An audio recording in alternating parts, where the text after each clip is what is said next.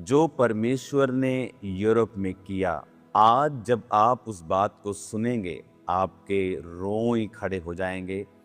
कैसे परमेश्वर ने इसमें इस पूरे यूरोप में कार्य किया। कैसे आज अगर मैं 15 ग्रीक लोगों से मैंने बात की है तो वो 15 के 15 क्रिश्चियन हैं। सब स्ट्रॉन्ग क्रिश्चियन नहीं हैं, लेकिन वो क्रिश्चियन हैं।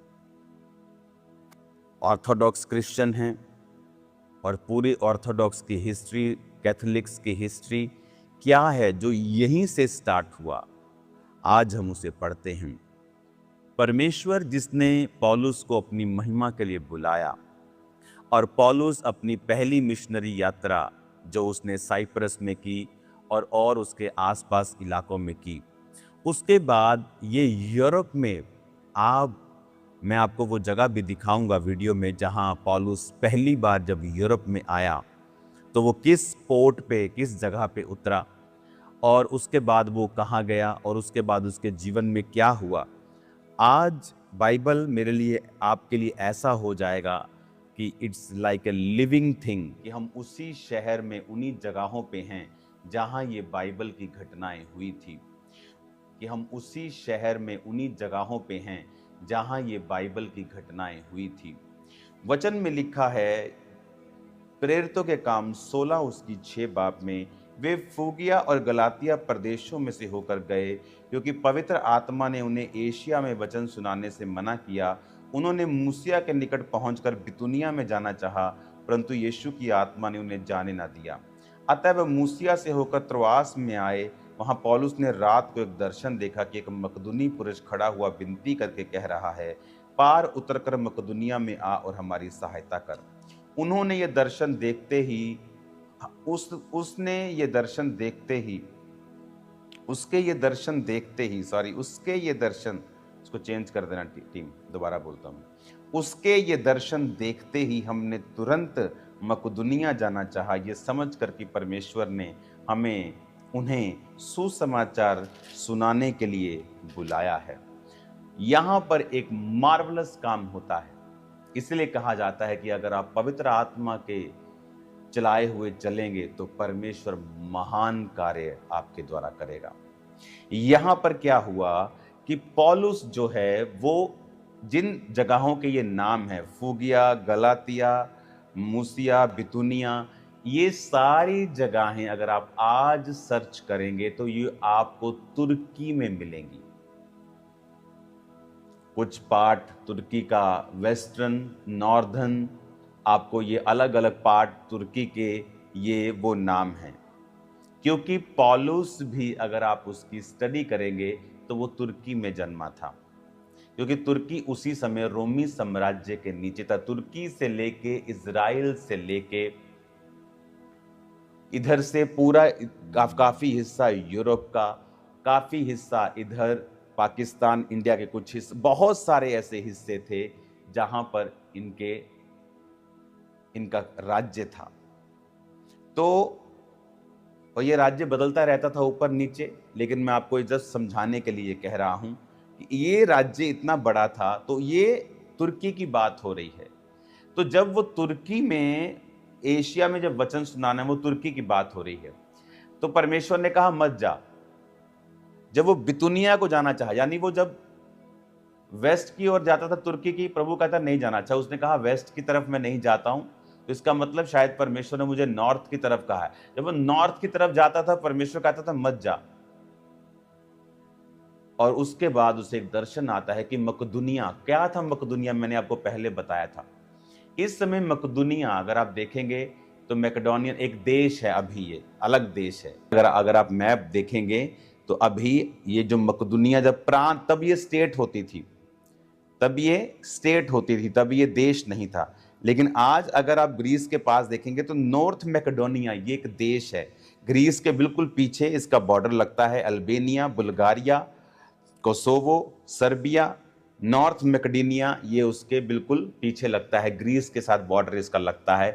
तो ये उस मकदूनिया की बात कर रहा है कि ये मकदूनिया जो आज देश है, तब प्रांत हुआ करता था, लेकिन ये यूरोप में था और वहां उसने दर्शन देखा कि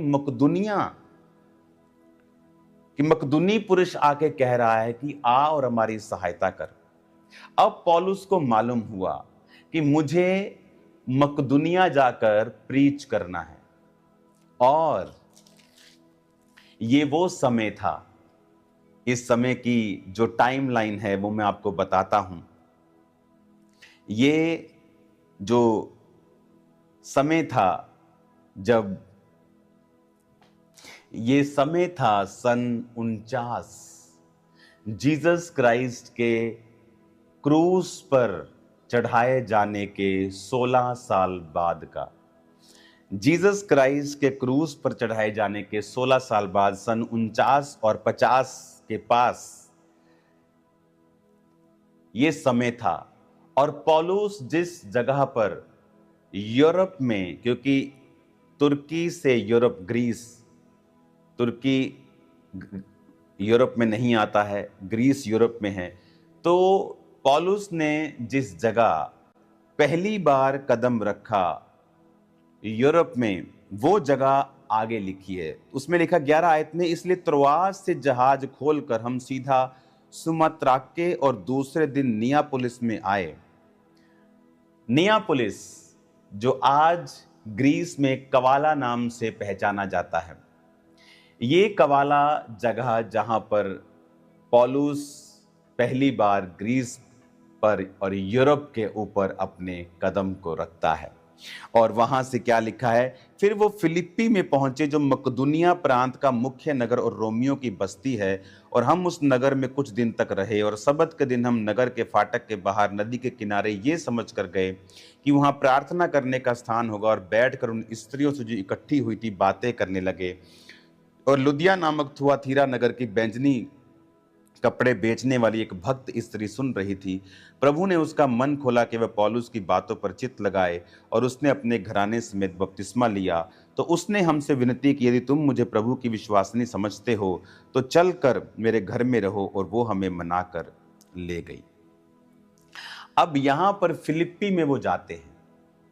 जब वो फिलिप्पी में गए तो उन्होंने कुछ दिन वहां पे रहे, और लुदिया नामक औरत जो बैंजनी वस्त्र यानी अमीर औरत थी, और वो प्रार्थना करते कहीं जा रहे थे तो उसको वो मिले, और सब स्त्रियों से वो बात करने लगे, और उन्होंने परमेश्वर के वचन पर मन लगाया, और वो बपतिस्मा उसने लिया। और वो चर्च जहां पर आज वो चर्च है जहां पर लुदिया ने वचन को सुना था, आप उस चर्च को अपनी स्क्रीन पर देख रहे होंगे।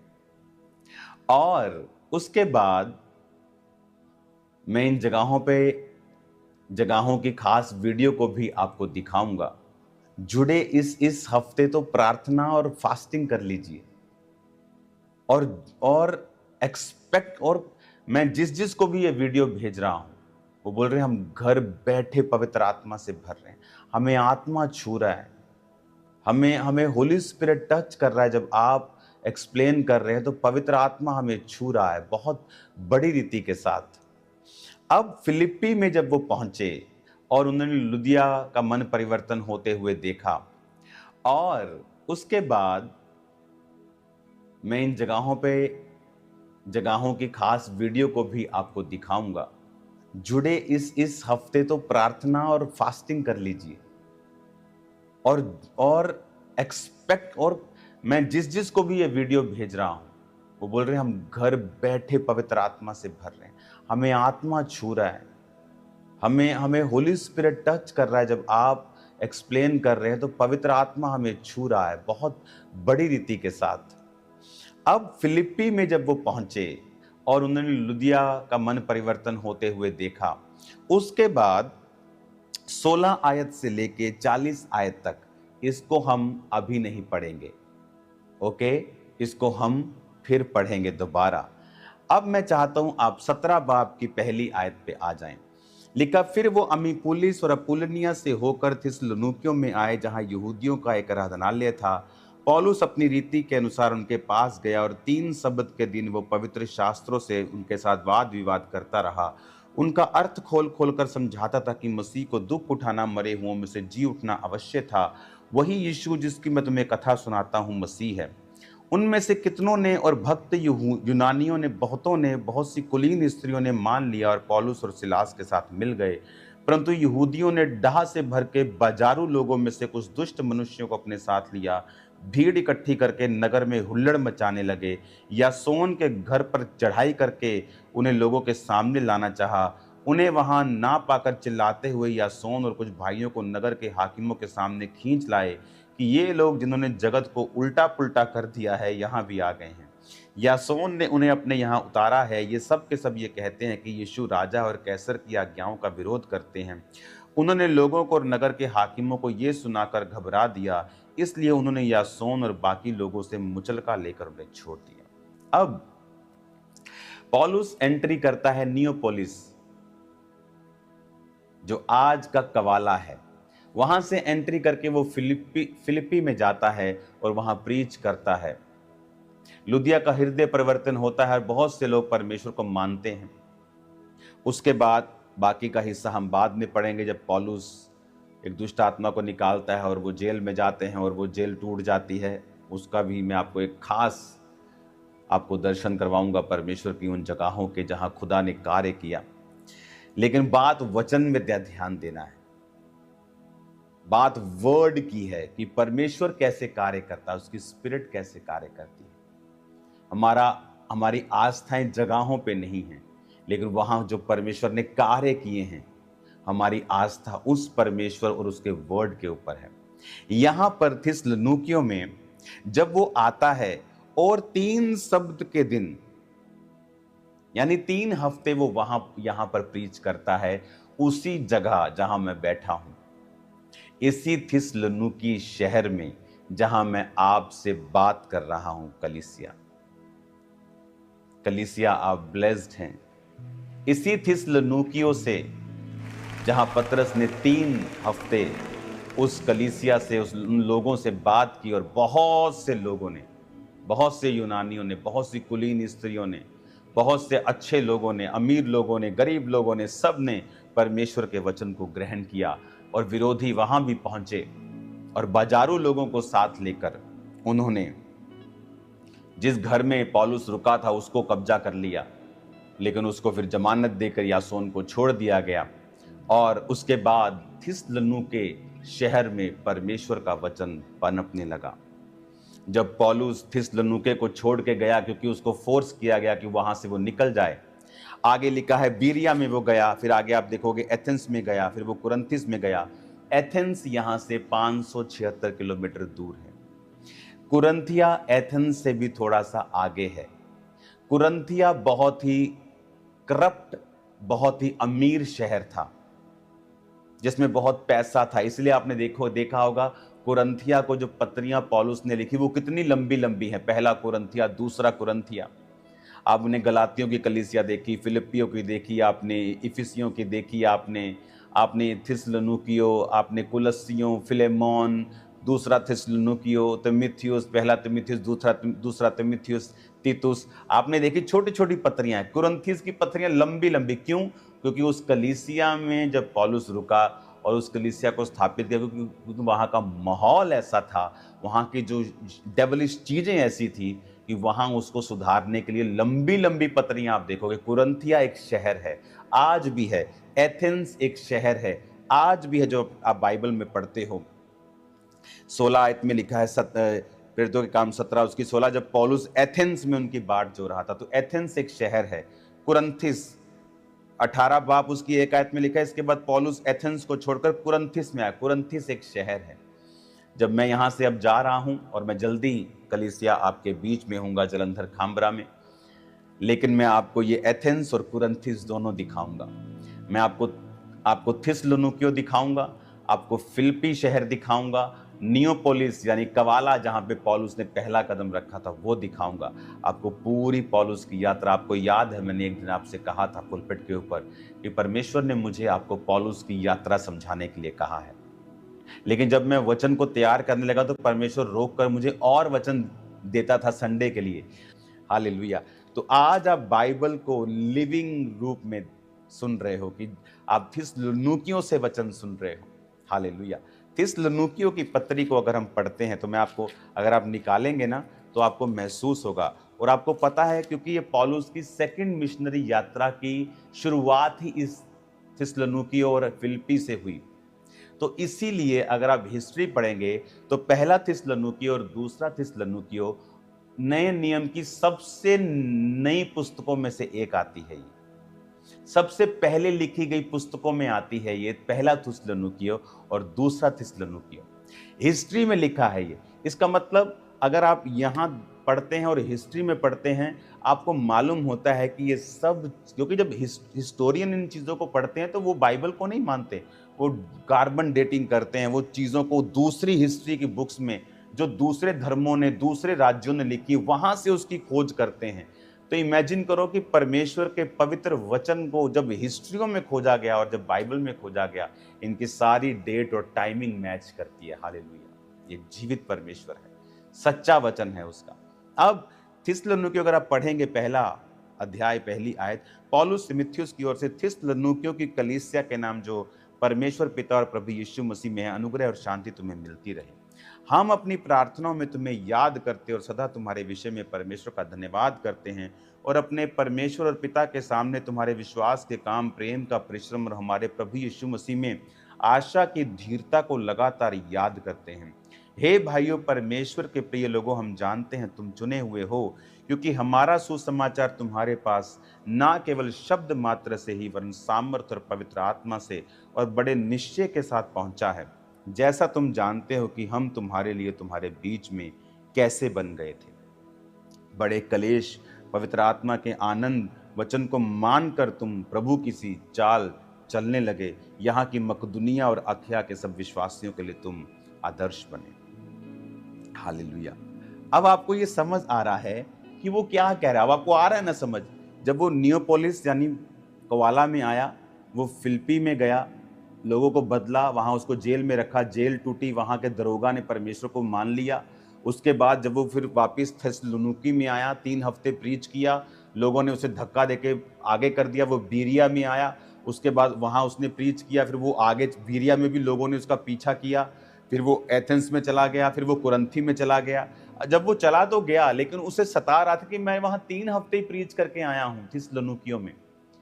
तो थिस्सलुनीके में उस कलीसिया का क्या होगा जब वो 3 हफ्ते पुराने विश्वासी हैं, लेकिन लेकिन उन्होंने परमेश्वर की बड़ी सामर्थ को देखा है। वो लड़की जिसमें दुष्ट आत्मा, भविष्य बताने वाली दुष्ट आत्मा थी, उस दुष्ट आत्मा को निकलते हुए देखा, वहां पे हीलिंग को देखा, डिलीवरेंस को होते हुए देखा, जेल हिल गई, दरोगा जेल का जो जेलर था मेन, बपतिस्मा ले लिया। तो उन्होंने बड़े मिरेकल्स को देखा था। लेकिन पौलुस तब भी ये चिंता में था कि उनका क्या होगा जब उन पे कलेश आएगा। तो इसीलिए जब तीमुथियुस वापस गया उसके पास, पौलुस के पास, तो उसने जब थिस्सलुनीके की कलीसिया के बारे में बताया कि उनका विश्वास बड़ा जबरदस्त है, वो हिले नहीं है, उनका विश्वास पूरा है, तो इसीलिए पौलुस ने अपना दिल उनके साथ शेयर किया। थिस्सलुनीके की पत्री लिखी कि उसने फिर ये सब बातें लिखी कि तुम बड़े क्लेश में पवित्र आत्मा के आनंद के साथ प्रभु के वचन को मानकर हमारी किसी चाल चलने लगे हो। यानी उसको खबर मिली कि कलीसिया जो थिस्सलुनीके की है वो टूटी शूटी नहीं है, वो तो बड़ी सामर्थ के साथ आगे बढ़ रही है, वो तो आदर्श बन गए हैं जी। वो तो इतना विश्वास है उनका, कोई चर्च मिस नहीं कर रहा, कोई कुछ नहीं हो रहा, परमेश्वर के वचन में वो बढ़ रहे हैं और परमेश्वर के फियर में बढ़ रहे हैं और मिरेकल्स हो रहे हैं उनके लाइफ में। पौलुस आनंदित था। और अब आपको थिस्सलुनीके की जब कलीसिया पढ़ेंगे, आपको पूरी हिस्ट्री मेरे को समझ ऐसा लग रहा था कल रात और कल दोपहर, कल सुबह और कल तड़के, आज सुबह तड़के की, ऐसा लगता कि बाइबल पूरी हमारे सामने ओपन हो गई। मुझे वैसे भी किसी परमेश्वर के दास ने बताया था कि जब तुम उस प्रकाशित वाक्य वाली जगह से वापिस आओगे तो परमेश्वर बाइबल के गहरे प्रकाशनों को और गहरे भेदों को तुम्हारे जीवन पे खोल देगा। हालेलुया! कल जब मैं डीप स्टडी कर रहा था, इतना मेरे को मजा आ रहा था, आज तक मुझे इतना मजा नहीं आया वो इतनी स्टडी बाइबल की डीप करके। इतना ग्लोरियस वो माहौल था और आज भी, अब भी वो महसूस मैं कर रहा हूं। तो अब थिस्सलुनीके की कलीसिया को जब उसने वो पत्रों को लिखा, और अगर आप पूरी थिस्सलुनीके की कलीसिया पढ़ें, 1 बाब, 2 बाब, 3 बाब, 4 बाब, 5 बाब आप पढ़ेंगे। मैंने पूरी प्रकाशित वाक्य की पुस्तक, प्रकाशित वाक्य गुफा के अंदर पढ़ी पूरी पुस्तक। थिस्सलुनीके की पुस्तक मैंने यहाँ पे थिस्सलुनीके में फिर पढ़ी, बहुत बार मैंने पढ़ी, लेकिन मैंने फिर मेरे बच्चों ने तो पूरा प्रकाशित वाक्य वहाँ पे जाके उन्होंने पतमुस नामक टापू पे पढ़ा।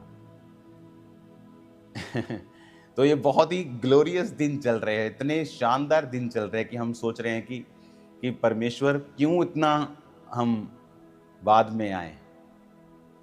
तो ये इतना मेरा यहाँ रहना आप नहीं समझेंगे, वहां रहने से ज्यादा आज अनॉइंटेड है, यहां ज्यादा अनॉइंटेड है, वहां से आज के दिन और ये हफ्ते के दिन। क्योंकि जो आप सुन रहे हैं इस थिस्सलुनीकियों के बाद फिर क्या हुआ मैं आपको बताता हूं। पौलुस ग्रीस में एंटर करता है, नियोपोलिस में, जो आज का कवाला है। फिलिप्पी में जाता है, जो आज भी फिलिप्पी कहलाता है। थिस्सलुनीकियों में आता है, आज भी थिस्सलुनीकियों ही कहलाता है। एथेंस में जाता है, फिर कुरिन्थी में जाता है। इस तरह वो प्रीच करता करता सब जगहों के ऊपर कलीसियाओं को स्थापित करता हुआ जाता है। और उसके बाद वो अपने स्पिरिचुअल सन्स को, तिमुथियुस को और अपने भाइयों को वहां भेजता रहता है उन जगहों के ऊपर। वो उन कलीसिया का समाचार लाते हैं कि उसमें ये कमी है, ये अच्छी बात है। तो पौलुस उन कमियों को दूर करने के लिए पत्रियां लिखा करता था और उनकी अच्छी बातों के लिए उनकी सराहना किया करता था, और उन पत्रियों को भेजकर उनके हाथों में वो उनको पास भेज दिया करता था, और वो पत्रियां फिर उन कलीसियाओं में पढ़ी जाती थी। अगर थिस्सलुनीकियों के नाम को कलीसिया को पत्री भेजी है, तो ये पत्री अगर इस घर में एक कलीसिया लगती है, उस घर में एक कलीसिया लगती है, तो सब थिस्सलुनीकियों की कलीसिया को इकट्ठा करके उस पत्री को पढ़ा जाता था, और फिर लोग पौलुस की शिक्षाओं के ऊपर चला करते थे। और इस तरह से पौलुस इस पूरे एरिया में प्रीच करता और कलीसियाओं को स्थापित करता गया। उसने यहाँ पर थिस्सलुनीकियों को पत्री लिखी, उसने कुरिन्थिया की पत्री लिखी। तो ये वही पत्रियां थी कि जहाँ कलीसिया में कोई कमी थी, कोई क्वेश्चंस थे, कुछ कुरीतियां थी या कुछ अज्ञानता थी और कुछ अच्छी बातें थी, तो वो उन पत्रियों में उन्हें मेंशन करके अपने लोगों के हाथ में उन्हें भेजा करता था। और जैसे आज मान लीजिए मैं थिस्सलुनीकिया की ये कलीसिया चला रहा हूँ, उधर कोई और एक कलीसिया चला रहा है, उधर कोई और कलीसिया चला रहा है, तो जब पत्री आती थी कि थिस्सलुनीकियों के नाम, यानी मेरे शहर के पूरी कलीसिया के नाम एक पत्री आई है, तो वो पत्री लाई जाती थी और सब कलीसियाओं के सामने पढ़ी जाती थी और सब लोग उसे फॉलो करते थे। तो एक बड़ी घटना जो 49 और 50 यानी 49 यानी पहली सदी के 50वें साल, सन 52 के करीब, उसी समय के करीब जो थोमा, अपोस्टल थोमा, जिसने परमेश्वर की पसली में उंगलियों को डाल के देखा था, वो भारत में आए थे। ये वही समय है 2 साल पहले जब पौलुस इस प्रीच को यूरोप में लेके गए। वही समय में जो परमेश्वर के बाकी चेले थे, पतरस, याकूब, यूहन्ना, जो कलीसिया के खंबे माने जाते हैं, और बाकी चेले, वो सेंटर में यानी इज़राइल में रह के यरूशलेम के पास वो उन प्रीच को उस जगहों के ऊपर फैला रहे थे। पौलुस को परमेश्वर ने ड्यूटी लगाई कि वो इस प्रीच को यूरोप में लेके जाए, और यही सेंटर था दुनिया का, यहीं पे ज्यादा लोग रहते थे। बहुत से देश तो भी खोजे भी नहीं गए थे और वहां पे पॉपुलेशन भी नहीं थी, यही वो हिस्सा था। और जब 50 ईस्वी के करीब पौलुस यहाँ पे आए और उन्होंने यहाँ पे प्रीच करना शुरू किया और जगह जगह कलीसियां स्थापित हुई, और पौलुस ने कहा कि मैं सिर्फ वचन से तुम्हारे पास नहीं आया, पर उसने क्या लिखा देखो 5 आयत में, पहला थिस्सलुनीकियों 5:1-5 कहता, हमारा सुसमाचार तुम्हारे पास केवल शब्द मात्र में नहीं, परंतु सामर्थ और पवित्र आत्मा में और बड़े निश्चय के साथ पहुंचा है। कहता सामर्थ के साथ, पवित्र आत्मा के साथ और बड़े निश्चय के साथ पहुंचा है। ये समाचार सिर्फ शब्दों से नहीं था। हालेलुया, परमेश्वर महान है। कहता नो नो नो, सिर्फ शब्दों से नहीं, be healed in the name of Jesus. वो सामर्थ से भी था, मुर्दे जिंदा कर रहा था, लंगड़े चला रहा था, वो हील कर रहा था लोगों को, सिर्फ गप्पे नहीं मार रहा था, सिर्फ शब्दों से लोगों के कानों को सेटिस्फाइड नहीं कर रहा था, क्योंकि लोग सोचते हैं कि हम कलाम की सेवा करते हैं तो हम सुपीरियर हैं उनसे जो हीलिंग करते हैं। नो, हीलिंग और कलाम दोनों साथ चलने चाहिए। अधूरा सुसमाचार है सिर्फ यीशु के बारे में बात करना और जो वो करता है उसे करके ना दिखाना। हालेलुया। तो पौलुस कहता मेरा सुसमाचार अधूरा नहीं था, सिर्फ शब्द मात्र से नहीं था, परंतु पवित्र आत्मा की सामर्थ्य से था। पवित्र आत्मा के उस प्रकटीकरण के साथ, उसके कामों के साथ तुमने वो सुसमाचार को सुना है। और उसने कहा जैसा तुम जानते हो कि हम तुम्हारे बीच में कैसे बन गए थे। अगर आप देखेंगे तो इसी कुरंथिया में जब आप देखेंगे, मैं आपको फिर से प्रेरितों के काम में लेके चलता हूं। आज मुझे ऐसा लग रहा है कि बाइबल जो है ये बिल्कुल मेरे लिए ऐसे खुदा ने खोल दिया है इसको, मैं उसके लिए आनंदित हूँ। कुरंथिस 18, प्रेरितों के काम 18 कुरंथिस में उसकी हेडिंग है।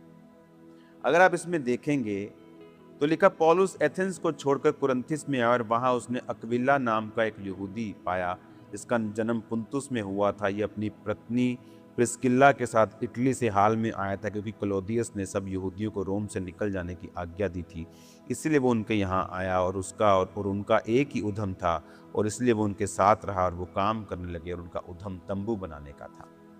तो जब पौलुस इस ग्रीस एरिया में रहा, उसने अपना ये जिक्र इस ग्रीस एरिया में रहते हुए जो उसने अपना काम तंबू बनाने का किया और कलीसिया पर अपना भार नहीं डाला, कलीसिया से उसने पैसे नहीं लिए और उसने अपना काम किया और उसने अपने पर्सनल पैसों से ही अपने जीवन को उसने चलाया। बात का सबूत है पहला थिस्सलुनीकियों 2 उसकी 9 इस बात का सबूत है, क्योंकि हे भाइयों तुम हमारे परिश्रम और कष्ट को स्मरण रखते हो, हमने इसीलिए रात दिन काम धंधा करते हुए तुम में परमेश्वर का समाचार प्रचार किया कि तुम में से किसी पे भार ना हो। तो वो तंबू बनाने लगा कुरंथिस में और कुरंथिस में वो काफी देर तक रहा। और यहां पर परमेश्वर का जो दास था वो इतना प्रभावी उसने प्रचार किया और वो सामर्थ के साथ इतना प्रचार किया कि यहां पर बहुत सी कलीसियाएं स्थापित हो गई। फिर क्या हुआ, एक बड़ी घटना उसके बाद हुई और वो घटना होती है 303 ईस्वी में। 303 ईस्वी में जो, क्योंकि ये जो रोमी साम्राज्य था ये बहुत बड़ा था, तो इसको उन्होंने प्रोविंसेस में बांटकर इसके एम्परर, गवर्नर बोल सकते हो, इसके हेड बोल सकते हो, वो ठहराए जाते थे जो सारा ये कामकाज देखते थे। अब देखो क्रिश्चियनिटी कैसे फैलती है। जब परमेश्वर ने 50 सन में पौलुस को यहाँ भेजा और उसने प्रीच करके फिर वो आगे चला गया, वो रोम में गया, वो अलग अलग जगहों पे गया, उसके बाद वो इज़राइल में गया, उसके बाद वो जेल में डाला गया और वहीं उसका सिर कलम किया गया। लेकिन जो कलीसियां स्थापित हुई थी वो बढ़ने लगी इस यूरोप में और वो बहुत ही अधिक रीति के साथ बढ़ने लगी। क्रिश्चियनिटी इतनी रैपिडली ग्रोन हुई कि जो रोमन गवर्नर थे उन्होंने इसको एक थ्रेट के रूप में लिया, जबकि वो ये नहीं जानते थे कि क्रिश्चियनिटी उनके लिए थ्रेट नहीं है, ये पॉलिटिकल थ्रेट नहीं है, ये तो क्राइस्ट का स्पिरिचुअल किंगडम है, लोगों को पापों से तौबा करवाकर परमेश्वर से मेल मिलाप करना। और उन्होंने एक बहुत बड़ी गलती की। वो गलती ये थी कि उन्होंने 303 ईस्वी में जब गैलोरियस नाम का एक शानदार योद्धा उनकी सेना में था, वो बड़ा मशहूर था दलेरी के लिए, पर वो यहोवा को मानने वाला नहीं था, जीसस को मानने वाला नहीं था।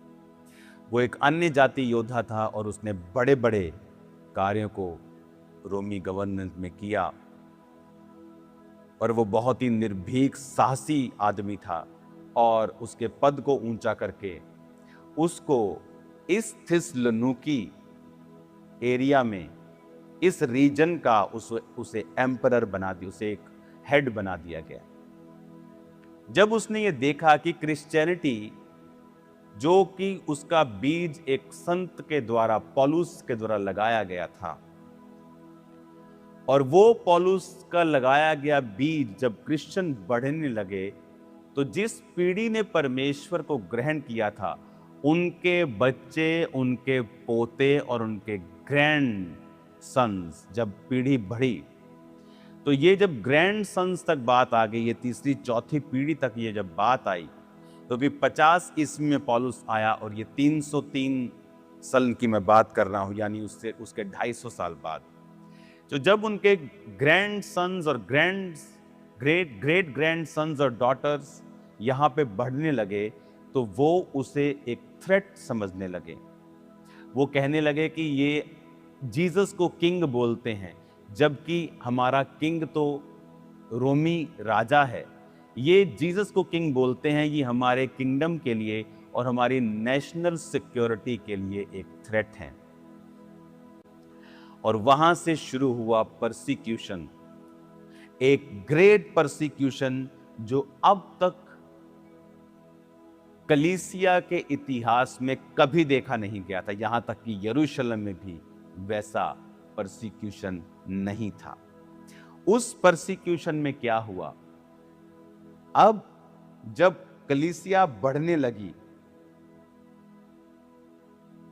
और बहुत बढ़ने लगी, तो 306 में एक ग्रेट परसिक्यूशन स्टार्ट हुई और थिस्सलुनीकि, जहां से आप वर्ड सुन रहे हैं, ये उसका कैपिटल था,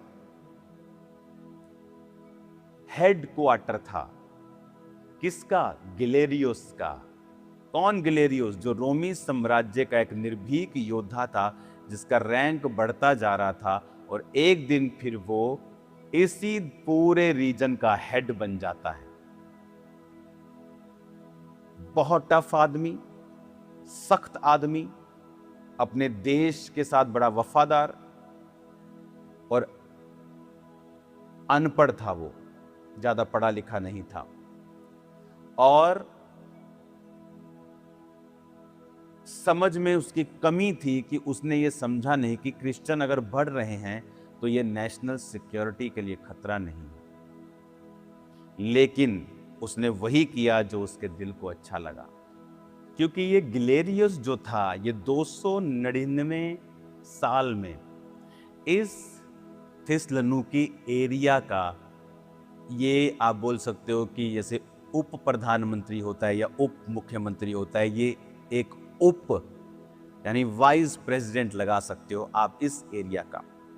306 ईस्वी में जब इस एरिया के आप लगा लो गवर्नर, प्रेसिडेंट, एम्परर ने जब रिटायर हुए, तो इसको फिर पूरा ये एरिया दे दिया गया। और 299 से ही ये क्रिश्चियंस के लिए नफरत रखता था और उनको ये टाइट करता जा रहा था। लेकिन एक समय आया जब पूरी इस एरिया की पावर, और ये थिस्सलुनीकि जो शहर था, ये इसका गढ़ था जहां से आज मैं आपसे बात कर रहा हूं। तो जब गिलेरियोस को ये एरिया मिल गया पूरी तरह से, वो इसका होली सोली बन गया, उसने एक आज्ञा निकाली, क्रिश्चियंस को तबाह करने की आज्ञा। हिस्ट्री बताती है कि 300 से लेके 311 तक ये वो क्रिश्चियन इतिहास का समय था जब हजारों लोगों के सिर काटे गए, जब ये सबसे भारी परसिक्यूशन इस समय में हुई। लोगों को पब्लिकली मारा गया, पीटा गया, काटा गया, जलाया गया। अब मैं आपको बताता हूं कि उन्होंने कैसे कार्य किया। उन्होंने मैजिस्ट्रेट्स को आज्ञा दी कि वो पब्लिक प्लेसेस के ऊपर वेदियां बनाएं और उन वेदियों को वो अलग अलग जगह, कोर्टयार्ड्स, पब्लिक बाथरूम्स के बाहर कहीं साइड पे ऐसे, सिटी प्लाजास के बाहर, और जहां जहां भी लोग इन वेदियों को देखते थे वहां वहां उन्हें एक खुशबूदार कोई चीज उनके सामने जलानी पड़ती थी। और वहां पर जो पूरी तरह से जो रोमी राजा होता था उसकी भी इमेज लगी हुई थी,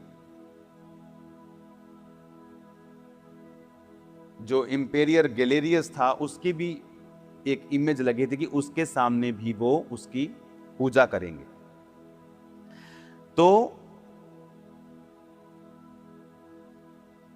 जो कोई वो पूजा नहीं करता था उसको एक स्पेशल किस्म का सर्टिफिकेट एक होता था उनके पास, एक पहचान पत्र। तो वो पहचान पत्र इस कारण होता था कि ये आदमी इन सब चीजों की पूजा करता है। तो जब सोल्जर्स चेक करते थे किसी घर में जाके कि पहचान पत्र दिखाओ, उनके पास नहीं होता था, इसका मतलब ये लोग पूजा नहीं कर रहे इन गॉड्स की और इन रोमी जो एम्पेरर गैलेरियस है इसकी पूजा नहीं कर रहे, तो उनको घरों से खींच कर मार दिया जाता था। उनकी स्टेट ने एक लॉ पास किया कि उनकी प्रॉपर्टी, लैंड और मनी उनसे छीन ली जाए, उनसे सिटीजनशिप छीन ली जाए और उनको नौकर का दर्जा दे दिया जाए। फिजिकल टॉर्चर, उनको लकड़ी में बांध कर रखा जाता था, उनके जॉइंट्स को डिसलोकेट कर दिया जाता था, उनको लोहे की सांकलों के साथ बांधकर गरम गरम प्लेटों के ऊपर खड़ा कर दिया जाता था। और दिमित्रियस नाम का एक Roman officer, young Roman officer परमेश्वर को मानने लगा था, और जब उन्होंने अपने ही ऑफिसर्स को प्रीच करते हुए देखा तो उसको स्पीयर, भाले मार मार के पब्लिक में मार दिया था। और उस की चर्च यहां मौजूद है, दिमित्रियस की, उस शहीद की, उसकी रिमेम्बरेंस में। उसकी चर्च मतलब उसकी पूजा नहीं करते ये लोग, उसकी रिमेम्बरेंस में एक जीसस क्राइस्ट की चर्च यहां मौजूद है। तो उन दिनों में सिस्टेमेटिकली लोगों को अरेस्ट किया जाने लगा, लीगली उनको परसिक्यूट किया जाने लगा, उनकी चीजों पर कब्जा किया जाने लगा, उनको मारा जाने लगा, शेरों के मुंह में दिया जाने लगा। तो पता आपको क्या हुआ? वो ग्लेरियस एम्परर, वो गवर्नर, वो उस देश का राजा, आप समझ सकते हो, उस रीजन का राजा, जब उसने ये देखा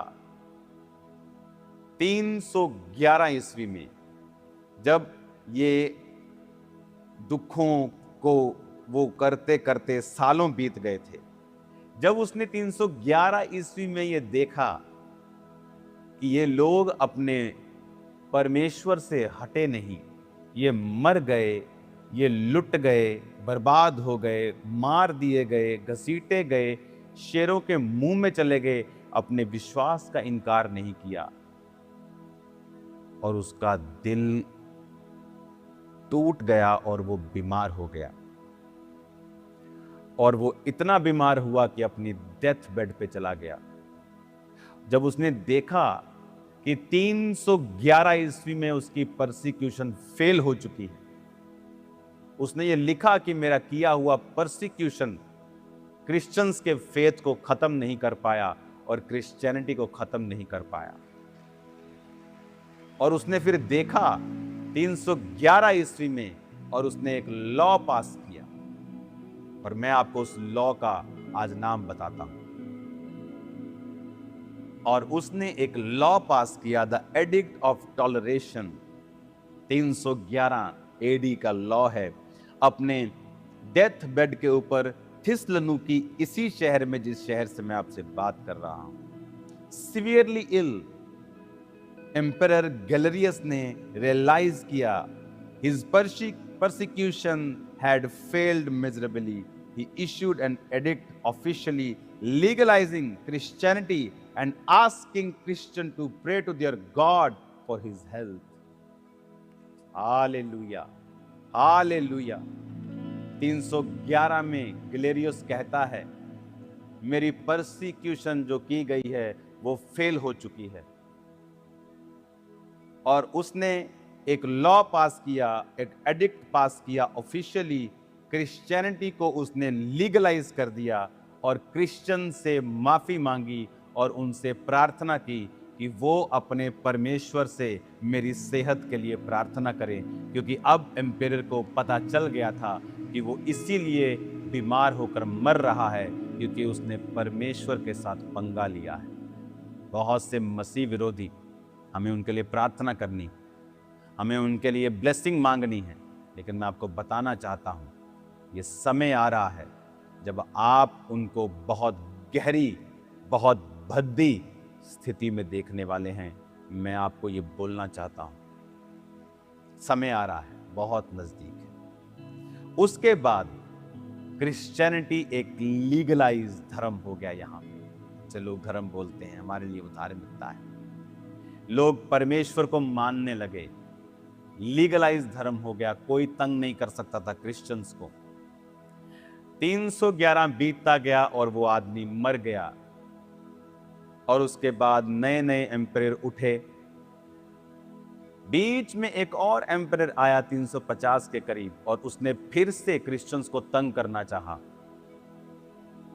फिर क्रिश्चियन थोड़ा तंग रहे, लेकिन 380 ईस्वी में कुछ ऐसा हुआ जो आपको खिला देगा।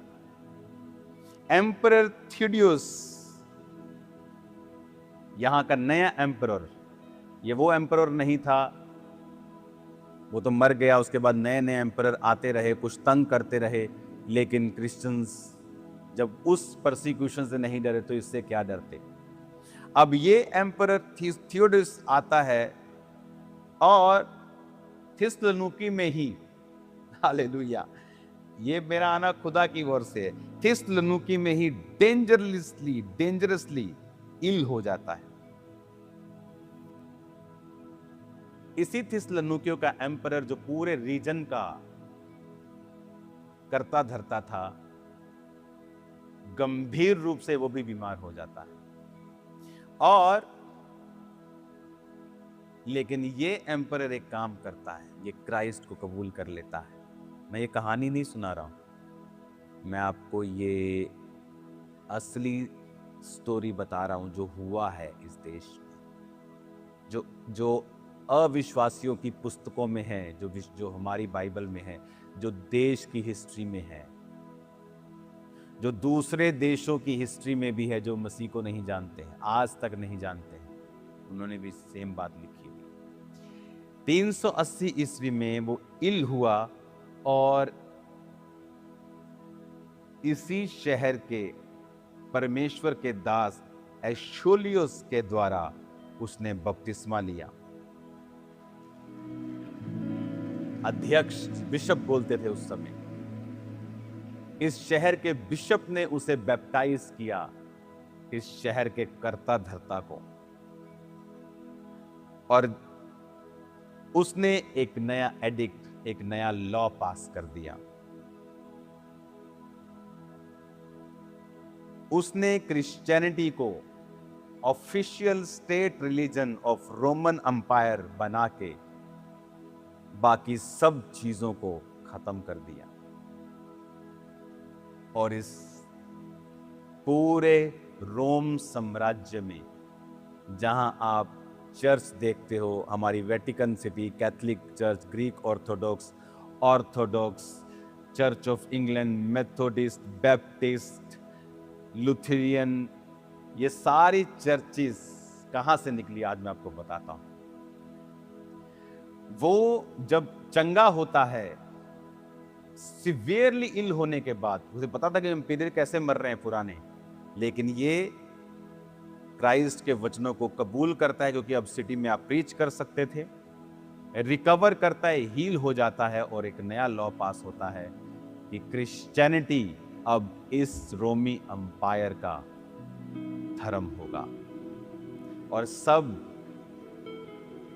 बिल्डिंग्स को जहां वो दुष्ट आत्माओं के लिए बलिदान किया करते थे, वो चर्चिस में बदल जाती है। Hallelujah, hallelujah. सन तब जो इस शहर में चर्चिस थी, पूरे इस एरिया में चर्चिस थी, उनको कैथोलिक्स बोला जाता था। कैथोलिक वर्ड ग्रीक भाषा से निकला है, इसका मतलब है यूनिवर्सल, जिसका मतलब है यूनिवर्सल। तो ये लोग अपने आप को यूनिवर्सल बोलते थे कि हम सब परमेश्वर की आज्ञाओं के और पौलुस की शिक्षाओं के और जो प्रेरित हैं उनकी शिक्षाओं के अधीन हैं। तो फिर ये चर्च, जब आप रोम में आज देखते हो, क्रिश्चियनिटी जो कैथोलिक्स का सेंटर है, ये तब शुरू हुआ जब ये सब चीजें हुई, और उसके बाद और भी बहुत सी पॉलिटिकल घटनाएं हुई, और जो रोम का साम्राज्य था वो पोप को मिला, और वहां से फिर उन्होंने धार्मिक रूप से और दूसरे रूप से पूरी क्रिश्चियनिटी को वो फैलाया और वो चलाया। सन 1000 में, 1000 ईस्वी में,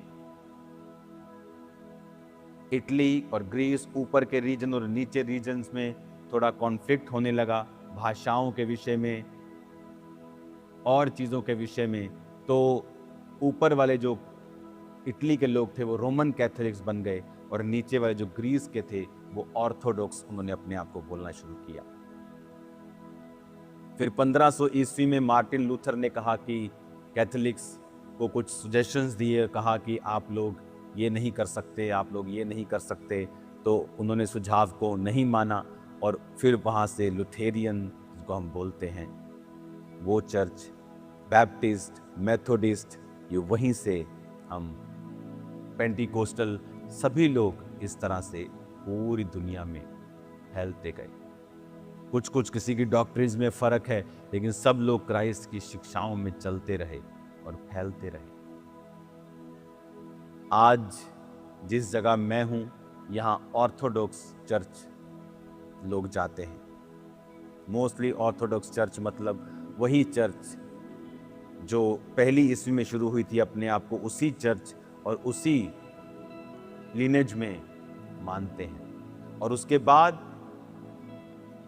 जो पेंटिकोस्टल चर्च, यानी पवित्र आत्मा के द्वारा खड़े किए हुए लोग, जिनको परमेश्वर ने पौलुस की तरह चुना, जो सचमुच प्रीचिंग पे और क्राइस्ट के वचनों को प्रीच करने में बिलीव करते हैं, जो ट्रेडिशनल चीजों में बिलीव नहीं करते, फिर वो खड़े हुए।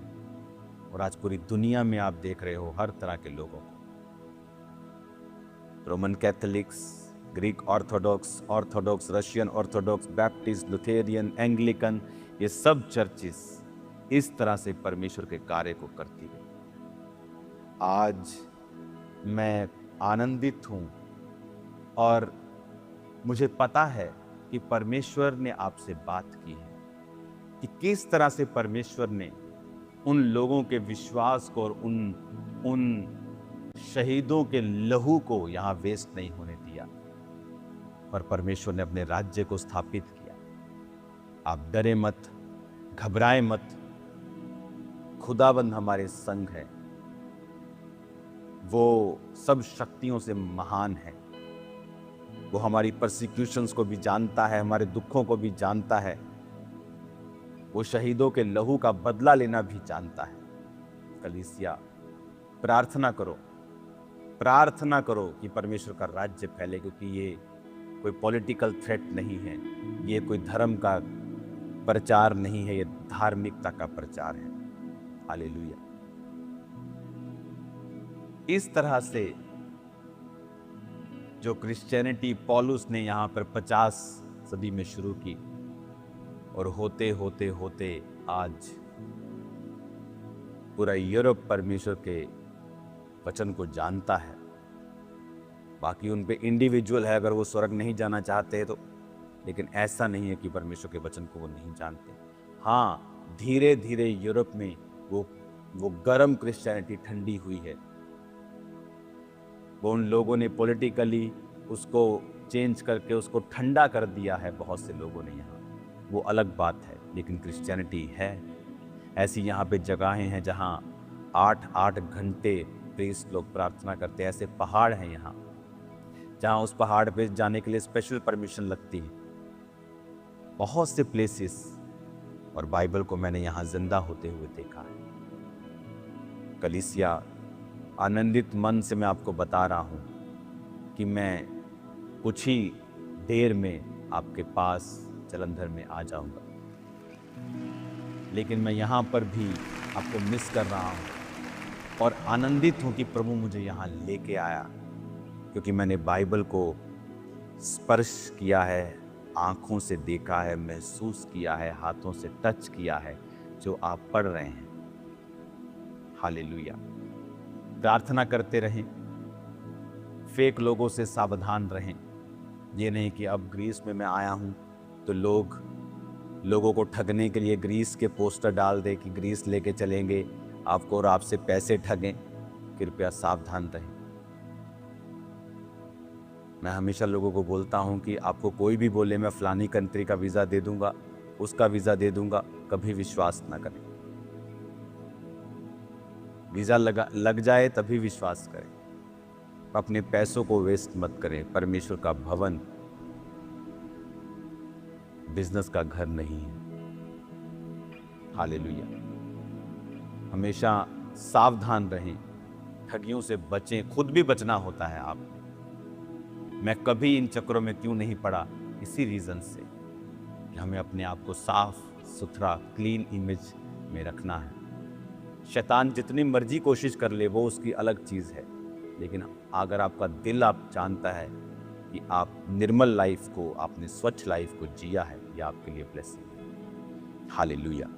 आज इस जगह से मैं आपको ब्लेस्ड घोषित करता हूँ और मैं विश्वास करता हूँ कि आपने जो वचन जो सुना है आपको मालूम हो गया होगा कि परमेश्वर किस तरह से कार्य करता है। परसिक्यूशन में जब आपको लगता है कि प्रभु तू कहाँ है, वो कह रहा है बेटा मैं बड़ी तैयारी कर रहा हूँ, मैं बहुत बड़ी बेदारी की तैयारी कर रहा हूँ, बहुत बड़े काम की तैयारी कर रहा हूँ। और वही काम आज मैं परमेश्वर के नाम में भारत में होता हुआ देख रहा हूँ कि परमेश्वर का वचन फैल रहा है। परसिक्यूशन भी फैल रही है, लेकिन परमेश्वर का वचन भी फैल रहा है। और मेरा विश्वास है कि यीशु मसीह का वचन किसी के लिए थ्रेट नहीं है, बल्कि ब्लेसिंग है उस देश के लिए। अगर आज आप इन देशों में आएँ तो आके देखें किस तरह से यहाँ सफाई से लेके, खाने से लेके, आज इंडिया में हज़ारों फूड प्रोडक्ट्स जो हैं वो फेक हैं। हज़ारों चीज़ें फेक हैं। आपके घर में आने वाली बहुत चीज़ें दवाइयों से लदी हुई हैं। लेकिन क्या किया जाए? प्रार्थना की जाए। अगर आप पूरी दुनिया में घूमकर देखेंगे तो सब सरकारें नहीं कर रही, लोग अवेयर हैं। कोई रूल तोड़ता है सड़क पे तो सरकार आके नहीं कहती, लोग ही यहाँ के लोकल बोल देते हैं भाई साहब यहाँ गाड़ी मत लगाओ। लोग अवेयर हैं यहाँ। तो प्रार्थना करनी है कि हमारे लोग अवेयर हो, एजुकेशन में अवेयरनेस आए कि परमेश्वर का आत्मा हमारे भारत को एक नई ऊंचाई पर, एक नई ब्लेसिंग में लेके जाए। भारत में बहुत काबिलियत है। हमारे देश में, राजस्थान में वो रेत भी है और हिमालय की पहाड़ियाँ भी हैं। ऐसी पहाड़ियाँ मैंने वर्ल्ड में कहीं नहीं देखी जो मैंने हिमाचल में और हिमालय पर्वत के उस रीजन में देखी है। हमारे देश में वर्षा वन भी हैं जो चिरापुंजी में 24 घंटे बारिश पड़ती, पूरी दुनिया में ऐसा स्थान नहीं। हमारे देश में कोस्टल एरिया, केरला और गोवा जैसे एरिया भी हैं जो बहुत ही शानदार है। दुनिया के बहुत कम इलाके ऐसे हैं। हमारे देश में फर्टाइल लैंड है, पंजाब हरियाणा के जैसे, जो पूरी दुनिया में आपको कहीं नहीं मिलती। इतनी फर्टाइल है, कुछ भी डाल दो वो उग जाएगा। नदियाँ भी हैं, समुद्र भी साथ में लगता है। हर चीज़ हमारे भारत में है। प्रार्थना करनी होगी हमें कि परमेश्वर हमें आशीषित करे, हमारे लोग सच्चाई को समझें, हमारी सरकारें सच्चाई को समझें कि क्रिश्चियन लोग उनकी बेहतरी के लिए हैं, उनके लिए प्रार्थना करते हैं, उनके दुखों के लिए नहीं है। God bless you all. मेरा बिलीव है आज आप इस वचन के द्वारा ब्लेस्ड हो। मैं ब्लेस्ड हुआ हूँ आपको वचन दे के आज, जो आज एक ग्लोरियस शहर में मैं हूं, जो शहर परमेश्वर ने शानदार काम के साथ इसको अपना बना लिया। आज मैं उस शहर से आपके लिए प्रार्थना करता हूं। अपने हाथों को उठाओ। पिता, आज जितने बीमार चर्च में मौजूद हैं, तेरे जीवित नाम में वो चंगे हो जाएं। सब जन खड़े होकर अपने हाथों को उठाएंगे। कोई म्यूजिक नहीं, कुछ कोई नहीं, सिंपली साइलेंस में। तेरे मार खाने से यीशु मैंने शिफा पाई है, तेरे खून बहाने से मिली मुझको रिहाई है, तेरे मार खाने से ये